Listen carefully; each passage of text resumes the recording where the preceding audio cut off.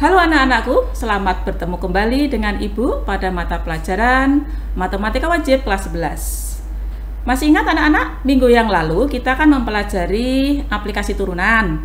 Yang sudah kita bahas minggu yang lalu, aplikasi turunan yang pertama, yaitu membahas persamaan garis singgung kurva. Masih ingat ya kalian semuanya? Oke. Untuk kali ini, Ibu akan melanjutkan aplikasi turunan yang kedua, yaitu fungsi naik dan fungsi turun.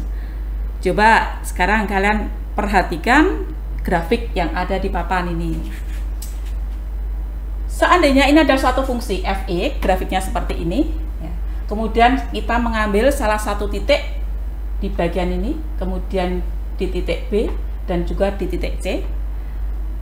Yang dinamakan fungsi naik itu adalah yang ini. Nah, ini dinamakan fungsi itu naik. Kemudian pas titik C itu dia akan mengalami titik puncaknya atau sering disebut dengan titik stasioner. Kemudian dari C kemudian turun. Nah, ini dinamakan fungsi turun. Nah, kalian masih ingat ya, minggu yang lalu kita mempelajari garis singgung kurva. Jika dari titik A ini kita buat suatu garis singgung seperti ini. Nah, masih ingat kalau garis singgung yang arahnya seperti ini? Berarti garis singgungnya bernilai positif atau negatif. Ayo coba masih ingat? Ya, kalau titik A seperti ini, kemudian kita buat garis singgungnya, maka di titik A itu garis singgungnya positif atau negatif. Ada yang masih ingat? Iya, betul. Garis singgungnya adalah positif. Jadi di titik A, fx ini akan naik jika garis singgung masih ingat ya, garis singgung kurva itu gradien garis singgung kurva adalah turunan pertama suatu fungsi. Fx naik di f aksen x lebih dari 0 atau positif, gradiennya positif. Kemudian di titik B ini kan fungsi mengalami turun. Nah, fungsi turun ini kalau kita buat gradien di garis B, maka gradien di garis B ini kan bernilai negatif, betul. Berarti fx ini turun itu di f aksen x kurang dari 0. Nah, kemudian gimana untuk yang di C? Nah, masih ingat kan untuk gradien yang di titik C itu berarti nilainya berapa minggu yang lalu? Masih ingat? Berapa coba? Iya, 0, betul. Jadi fx ini di titik stasioner, fx stasioner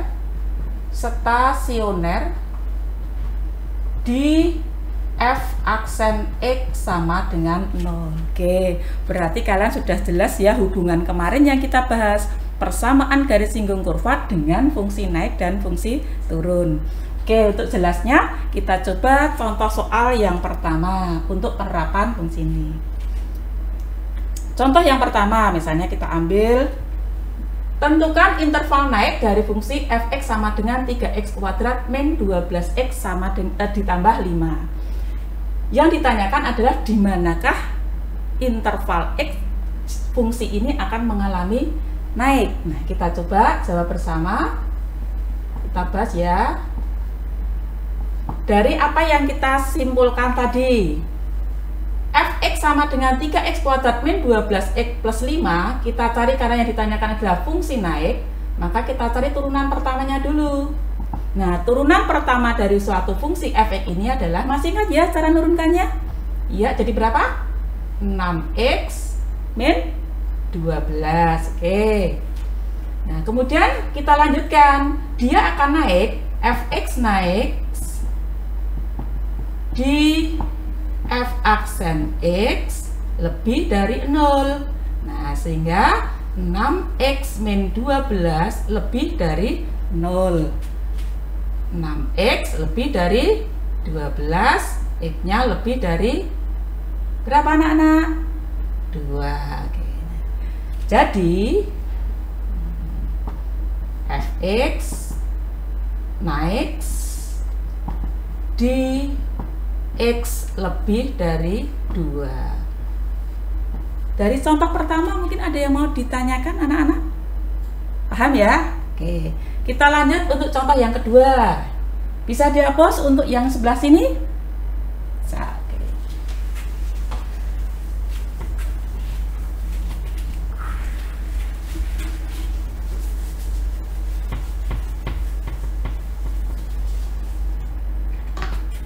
Contoh yang kedua. Tentukan interval turun sekarang ya dari fungsi, kita ambil soal selanjutnya. Fx sama dengan 9 ditambah 2x min 4x kuadrat. Nah, kita akan mencoba soal yang kedua. Tentukan interval turun dari fungsi fx sama dengan 9 ditambah 2x min 4x kuadrat. Kita bahas bersama coba sekarang. Konsepnya masih sama dengan yang tadi ya. Dia akan, atau fx akan mengalami turun di f aksen x lebih atau kurang dari 0. Kurang dari 0, bagus. Kita cari dulu f aksennya. Nah, turunan pertama dari sebuah fungsi fx ini, ayo berapa, masih ingat? Iya, 2 min 8x, bagus. Nah, fx turun itu kan di f aksen x kurang dari 0. Nah, sehingga kita bisa menyelesaikan 2 min 8x kurang dari 0. Sehingga min 8x kurang dari min 2. Oke, hati-hati di sini. Ada langkah yang bahaya ini kalau kalian nggak ingat sifat dari suatu pertidaksamaan. Kalau kita membagi atau mengalihkan dalam suatu pertidaksamaan, gimana? Oke, betul. Tanda harus dibalik. Oke, sehingga ini kalau kita bagi dengan 8, maka menjadi x kurang dari, yuk kita bagi dengan min 8 menjadi 2/8, atau x nya dibalik, maaf menjadi lebih dari 1/4. Oke, jadi kita simpulkan fx turun itu di x lebih dari 1/4. Oke. Sampai di sini ada yang mau ditanyakan? Belum? Oke. Cukup jelas ya? Oke, kita lanjut untuk contoh yang ketiga. Nah, contoh yang ketiga beda dengan contoh pertama dan kedua. Ini masih sangat sederhana. Kita akan mencoba untuk contoh yang ketiga. Kita hapus ya. Sudah, ada yang satu sudah selesai. Kita coba contoh yang ketiga.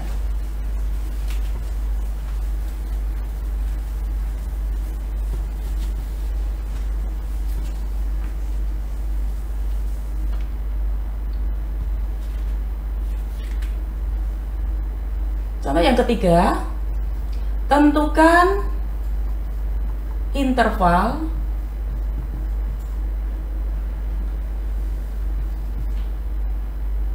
x dari fungsi, nah ini agak beda ini. Kita coba ambil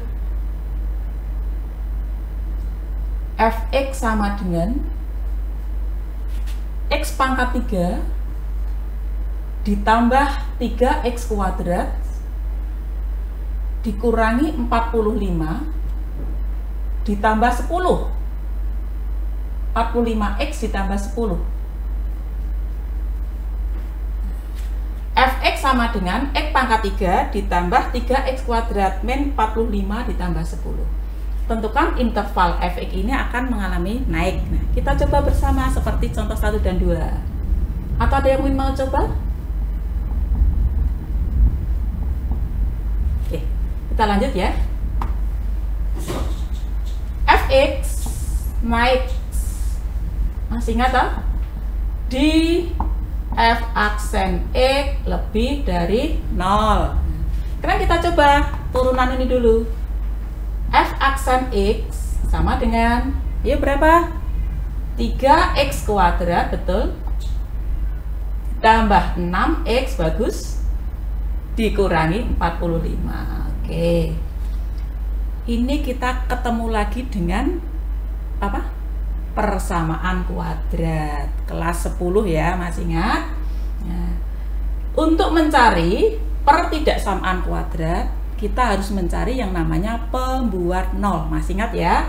Oke, jadi kita buat nol dulu, pembuat nolnya dulu. 3X kuadrat ditambah 6X min 45, kita sama dengankan 0. Nah, untuk mempermudah mencari nilai X yang memenuhi persamaan ini, kan dulu ada bermacam-macam cara, ada 3 ya, ada penfaktoran, ada rumus ABC, ada melengkapkan kuadrat sempurna. Kita cari yang paling mudah dan cepat, ya dah.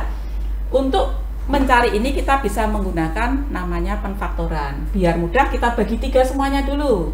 Kita bagi 3 sehingga menjadi X kuadrat ya ditambah 3X min 15 sama dengan 0. Nah, baru kita faktorkan.